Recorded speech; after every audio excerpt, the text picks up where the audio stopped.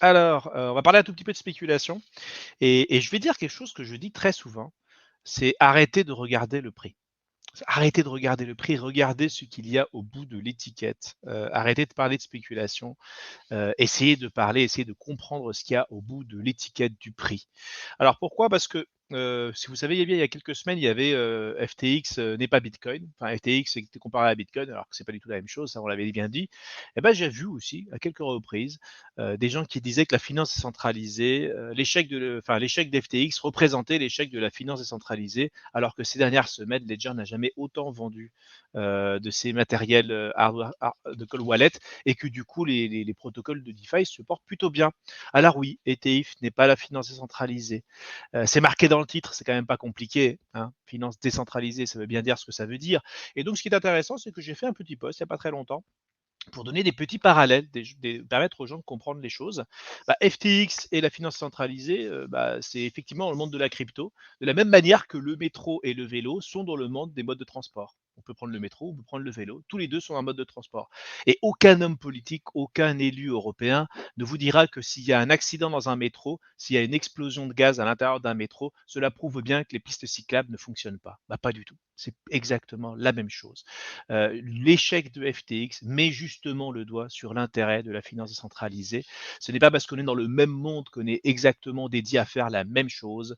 Et si vous voulez un autre parallèle, moi je vous conseille un autre parallèle qui est amusant, c'est qu'imaginez que le monde de la Terre, c'est le monde centralisé habituel avec les trains, les gares, on est tous dans le même wagon, on ne décide pas forcément où va le train, et qu'effectivement la mer, les océans, soit la finance centralisée.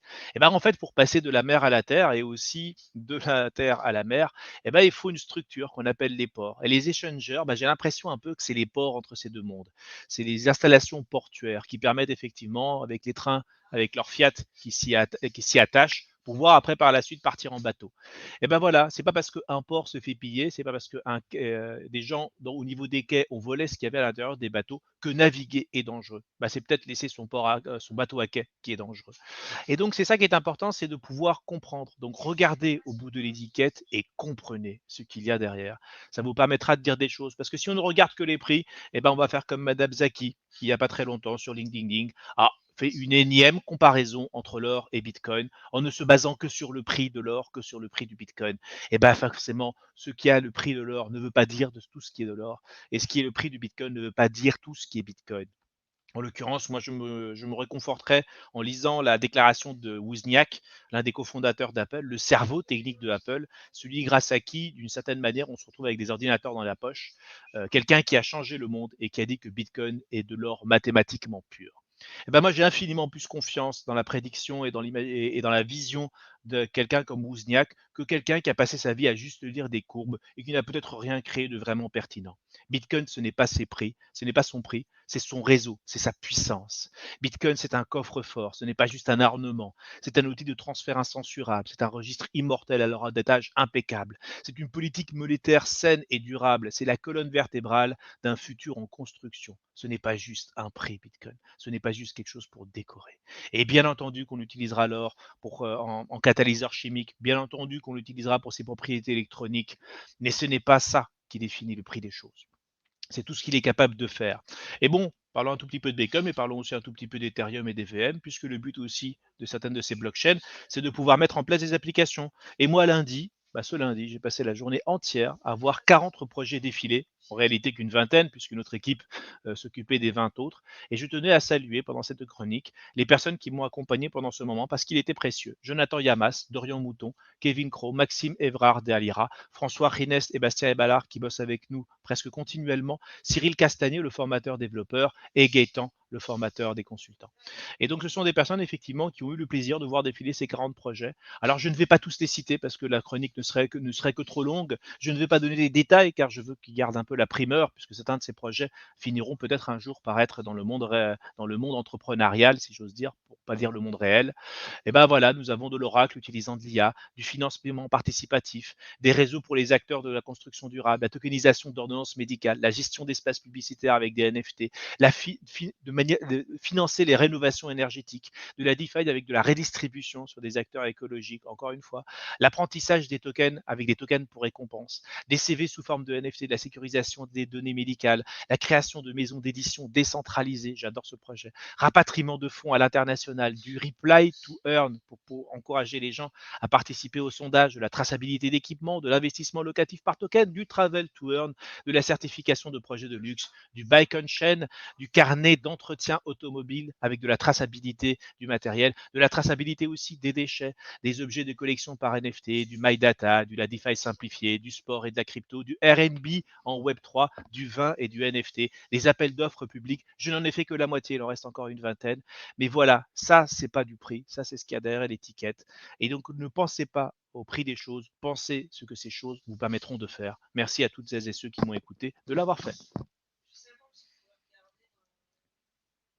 Bravo, bravo, bravo, bravo. J'adore. Je suis fan. Je vois dans le chat privé que Mathieu valide et approuve ce message aussi. Vraiment hyper intéressant. Et la liste, en effet, des use cases est énorme, Mm. énorme. T'en disais, j'étais en même temps en train de dire, t'as pas dit ça, t'as pas dit ça. Tu vois, j'en ai plein d'autres. Et j'ai C'est pas tout vraiment. dit. Et j'ai pas tout dit. Voilà.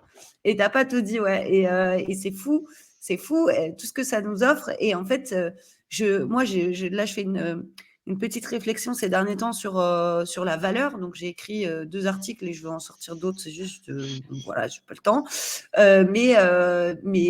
La réflexion sur la valeur, je la vois revenir avec ce bear market.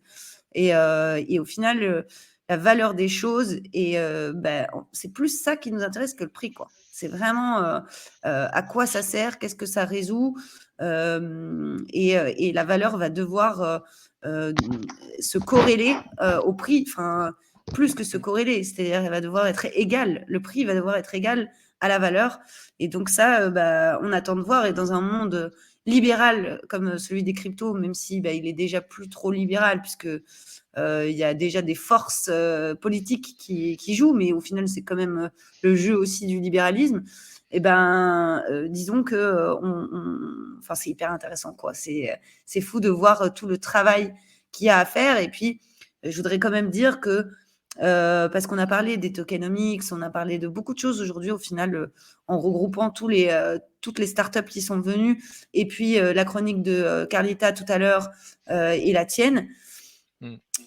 C'est pas grave en fait. Je pense qu'il faut pas non plus tomber dans un purisme et trouver ça grave qu'il y ait des erreurs et qu'il y ait l'inverse qui se passe parfois. C'est-à-dire que ce qu'on a vu avec les ICO, que ce soit en 2017 ou là en 2021, des trucs qui crachent et tout, mais c'est des tests en fait. On a vu beaucoup d'entrepreneurs aussi aujourd'hui parler du fait qu'ils testaient des façons de faire. Et donc, c'est une énorme sandbox, quoi. C'est un énorme Oui. bac à sable. Et voilà. C'est le principe de l'innovation. Et puis même si on regarde bien, par exemple, au début du siècle, enfin du XXe siècle, quand les banques ont commencé à mettre en place plein de leurs choses, il y a eu plein de conneries avec les banques à une époque. C'est-à-dire que quand la banque a expérimenté d'innombrables choses, les réserves fractionnaires et tout ça, il y a eu des abus immenses, historiques, des crises immenses, et des crises qui n'ont pas juste emmerdé quelques investisseurs d'FTX, mais qui ont défoncé toute la planète. Et donc c'est ça aussi qui est important. Oui, relisez L'argent de Zola, Mathieu me l'envoie par MP. Oui, c'est vraiment un ouvrage qui est merveilleux. Comment, c'est aussi conseillé par Fun Radio. Bah tiens, je vais leur faire une petite dédicace puisqu'effectivement il le mérite. Et il nous Superbe disait contenu aussi, Fun Radio, hein. excellent contenu et qui disait qu'effectivement lisez, enfin l'argent d'Émile Zola, c'est le seul livre que vous avez à lire pour comprendre tout ça. Vous lisez ça, vous comprenez tout. Parce qu'effectivement, le marché, c'est pas une science. Le marché, c'est la réaction des humains. C'est des humains derrière le marché. D'accord. Et Même les quand il y a traders des le bots, savent, même hein. quand il y a des trucs de trading, c'est des humains qui les ont Ils paramétrés. parlent énormément de psychologie. Il y a toute Bien sûr. une attitude à avoir par rapport à l'argent et Mm. à la valeur quand on est trader aussi, Mm. même quand on spécule. Mm. Pour boucler la réflexion qu'on avait tout à l'heure là-dessus, Mm. c'est qu'il y a un certain rapport à la valeur qui est différent, auquel on adhère ou non, mais en tout cas qui reste expliqué Ouais. par la psychologie humaine. L'entrepreneuriat, c'est pas simple. L'entrepreneuriat dans l'innovation, c'est pas simple. l'entrepreneuriat où quand vous parlez de votre sujet, la moitié des gens vous disent que ça finance le terrorisme, que ça pollue la planète, que c'est de la spéculation et que telle personne leur a dit que c'était pas bien, c'est encore moins simple. Donc Ouais. effectivement, il faut une certaine détermination, il faut vraiment avoir de très puissantes convictions pour se lever au quotidien et de dire que les lendemains nous donneront raison, en tout cas on l'espère. Et on souhaite que avec ces possibilités de rémunération qui arrivent petit à petit, même dès les premières vidéos, dès les premières écoutes, dès les premières lectures, eh bien, il y a d'autres créateurs de contenu qui nous rejoignent. Et j'ai entendu parler pas mal de personnes dans des rencontres qui souhaitent se lancer. Donc, je vous encourage à le faire. C'est génial. Il nous faut plein de formats encore. Il nous faut plein de façons d'expliquer ce qu'on est en train de vivre, de le montrer. Et d'en faire la promotion. Donc, avec grand plaisir. Et puis, je pense que toi comme moi, on est disponible pour aiguiller les gens s'ils ont besoin, savoir comment publier sur LinkedIn, savoir comment faire un stream. Moi, ça m'arrive de répondre de temps en temps à des personnes qui se lancent et c'est avec grand plaisir, grand plaisir. Et puis voilà, j'espère qu'on va bien avancer tous ensemble et je suis franchement trop contente. J'ai passé une superbe émission, moi. Bah, moi aussi. Bon, je dois malheureusement vous laisser, le devoir m'appelle. C'est la fin, hein, Embrasse. c'est la fin. Bon, bah Mais merci à écoute, celles et ceux qui nous ont écoutés, et puis merci Agathe. de rien, ciao, bon appétit à tout le monde, passez une très bonne journée et puis on se retrouve la semaine prochaine dans Le Monde ou Rien. C'est parti.